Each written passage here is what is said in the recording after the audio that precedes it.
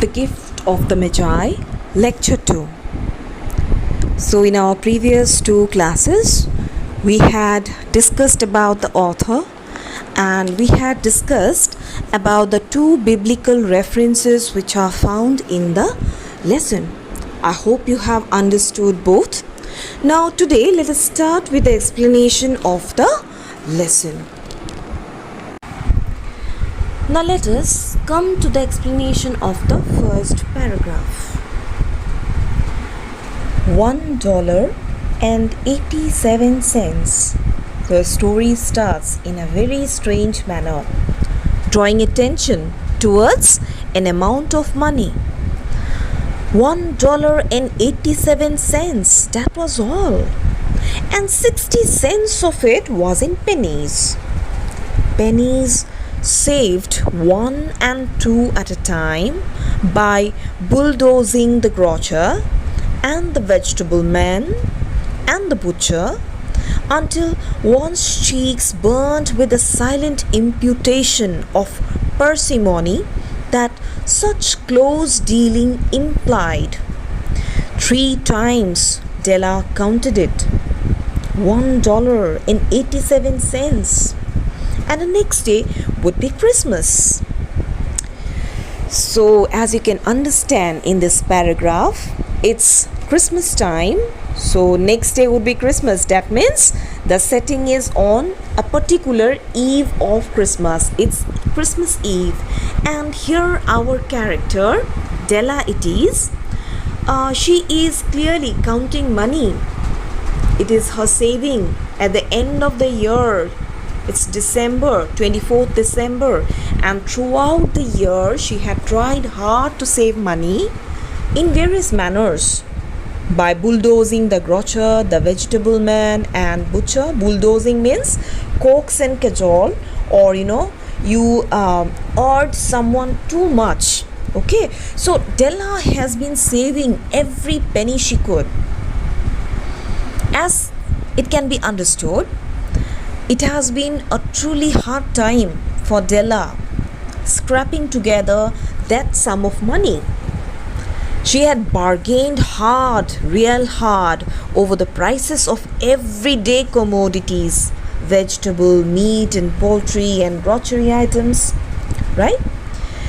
The metaphor, it is actually a metaphor. Please mark these words. The metaphor, bulldozing the grocer and the vegetable man and the butcher until one's cheeks burned with a silent imputation of parsimony that such close dealing implied. These words show Della's desperate efforts to collect money because she has to buy a Christmas gift. Now we will understand, we will go to it later for whom she has to buy the Christmas gift. But she is almost ready to go to any extent to do that. Her strong will and determination comes forth here. Okay, the way she has been handling matters of her household in a very thrifty manner, that also can be very well implied from the words. Okay. And from this, we can also understand that it has been a very difficult financial situation that Della was going through, which compelled her to bargain insistently. She had to, otherwise she won't be able to collect that amount of money. It is sometimes very shameful for her, but then there was no way out. She had to. And now, after counting the money, Della seems to be really upset. She could not believe herself. That's why she counted the money twice. 3 times Della counted it, and every time she counted, the amount turned out to be how much? $1.87. So it was Christmas next day. There was clearly nothing to do but flop down. Flop down means lie down on the belly on the shabby little couch and howl. Howl means cry. So what was Della doing? She was lying down because she had counted the money. It was too scarce to buy something worthy. Okay, and that is why she was lying down on the shabby little couch. The couch is actually a sofa, which can be also used as a reclining bed, but then the couch itself reflects her financial condition. It was a shabby little couch. Shabby means worn out, very old. Okay, old, worn out, and little, very small in size. Okay, and Della, what she was doing? She was lying there and crying because she had no other alternative means to collect more money.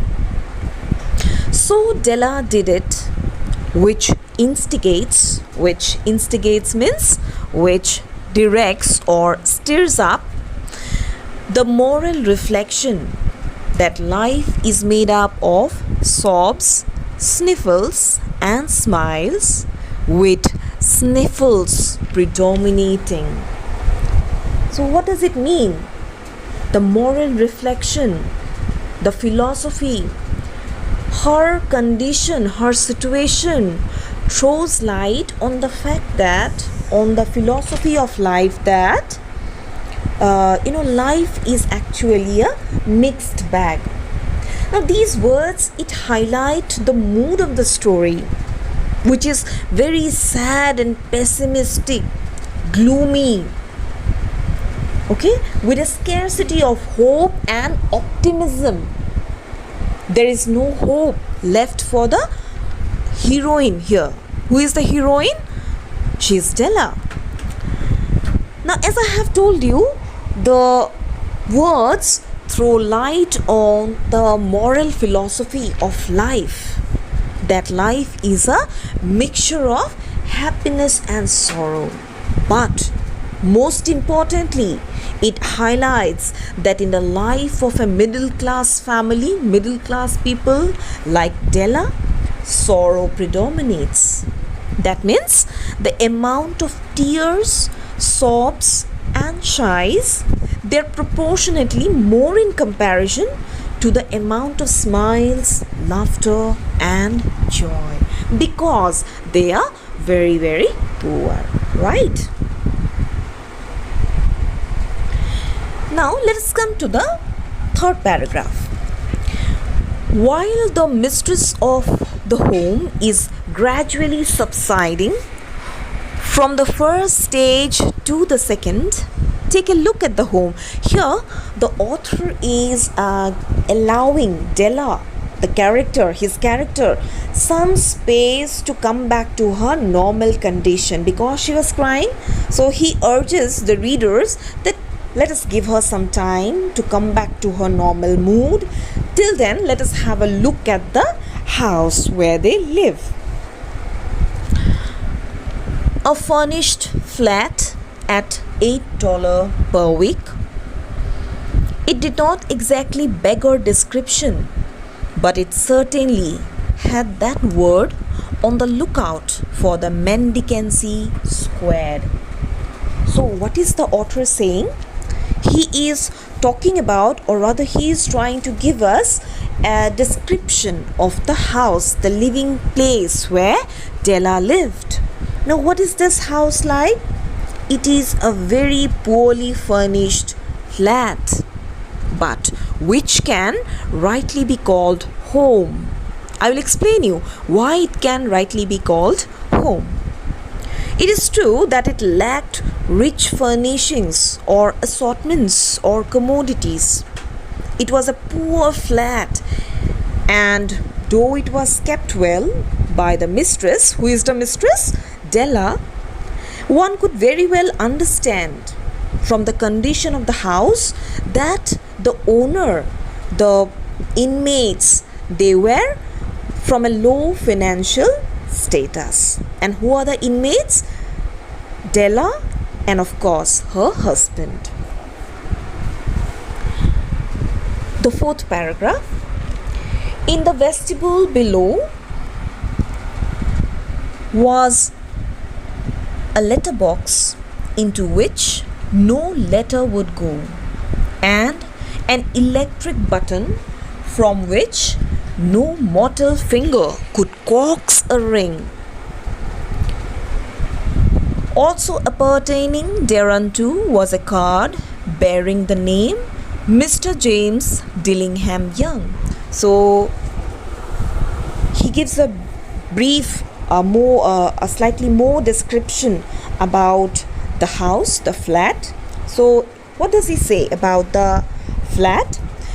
So there are three things that we have to remember about the flat, apart from already discussed ones. In the fourth paragraph, the author talks about three important objects which actually display or highlight or symbolize the financial poverty of the inmates, Della and her husband.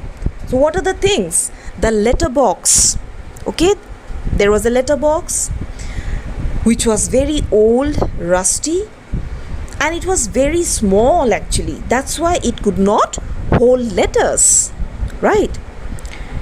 There was a doorbell and an electric button to it, but it also did not work.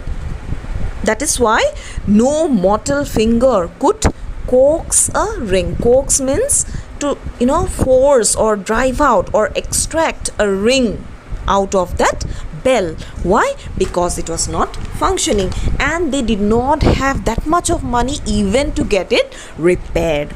So you can understand what was their condition. Besides that, there was another thing, the card holding the name of the owner. And clearly, the card bore the name of Mr. James Dillingham Young. Now we come to know that the owner of the house is Mr. James Dillingham Young. And who is this person? He is none other than Della's husband. Okay, so three things come to our sight: a letterbox which was too small to hold letters, an electric button to the doorbell which did not work, and a card which held the name of the owner, Mr. James Dillingham Young. In the next paragraph, more light is thrown on the condition of the card. And what does the card or the condition of the card say about the owner?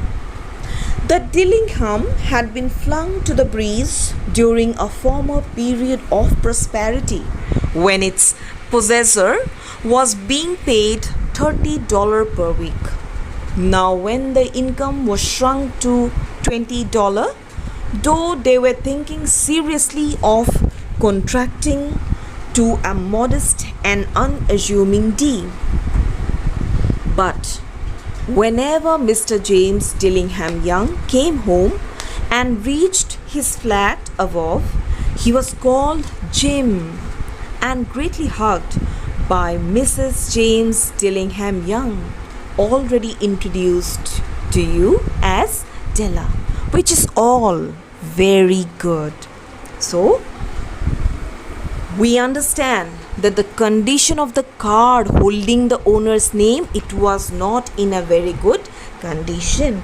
Okay, so what is he trying to say actually? Earlier there was a period when Jim was being paid a good amount of money, a hefty sum, $30 per week, which was quite a modest sum for a young couple. So that period was a period of prosperity for them, and it was during that period that the card holding his name was hung, because that was a symbol of pride, prosperity, as well as status. But as I have mentioned you, or I have mentioned you not, I don't remember, but then the story, it is actually situated in the backdrop of great economic crisis in USA, especially in New York, okay, where the story is set. It is around 1906 and 1907 when the story is written, And it was a period when people had to suffer great economic crisis, great economic depression. This period is also referred to as the rich man's panic. Okay, so during this period, what happened is that maybe as a result of that, Jim or people like Jim's salary was reduced. Okay, so earlier he used to earn $30. Now Jim was paid only $20. And that is why it looked like the name was too long and important in comparison with the money that he earned, right? So rather it should have been reduced to Mr. James D. Young. Got the point? So this is what is being meant. But whatever their economic condition was, there was something very positive in the household. Whenever Jim returns home from work and reaches his flat above, his name, it becomes even shorter. Why? Because Mrs. James Dillingham Young, that is our Della, she puts her arms warmly about him, about her husband, and calls him dearly Jim, only Jim, her Jim. Okay, so this is very, very positive and a happy thought for this young couple. Despite their poor living conditions, though there was a scarcity of money and goods, there was no scarcity, no lack of love and warmth. Thus, this beggarly flat was conditioned into a warm home where two happy souls lived a happy conjugal life. They are our Della and Jim. So this much for today. I hope you have understood. Thank you very much for watching.